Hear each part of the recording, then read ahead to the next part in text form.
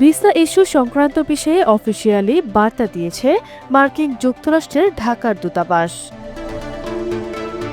শনিবার দূতাবাসের verified Facebook পেজে ভিসা সংক্রান্ত একটি পোস্ট দেয়া হয়। এই পোস্টটিতে জানানো হয়, ভিসা মূল্যায়ন প্রক্রিয়ায় জাতীয় নিরাপত্তায় সর্বোচ্চ মান বজায় রাখতে যুক্তরাষ্ট্র সরকার দৃঢ় প্রতিজ্ঞ।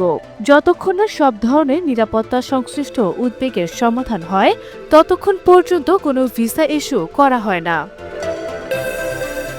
এই পোস্টটিতে জানানো হয়, ভুয়া নথিপত্র দাখিলকারী আবেদনকারীদের কোনো ভিসা দেয়া হয় না এবং তাদের বিরুদ্ধে যুক্তরাষ্ট্রের আইন অনুযায়ী সংশ্লিষ্ট দেশেও কঠোর আইনগত ব্যবস্থা নেওয়া হয়। বান্ডেল থাকলে প্রতি সেনমানিতে টাকা বাঁচবে।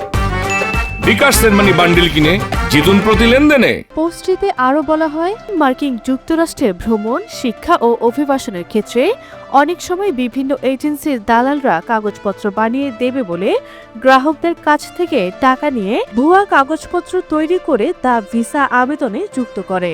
পরবর্তীতে যাচাই বাছাই শেষে ওইসব ভুয়া কাগজের জন্য ভিসা আবেদনকারীরা পড়েন চরম বিড়ম্বনায়।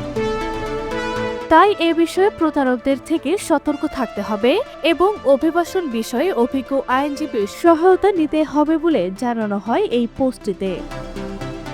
আরভি ইসলাম হিমু, এনটিভি অনলাইন।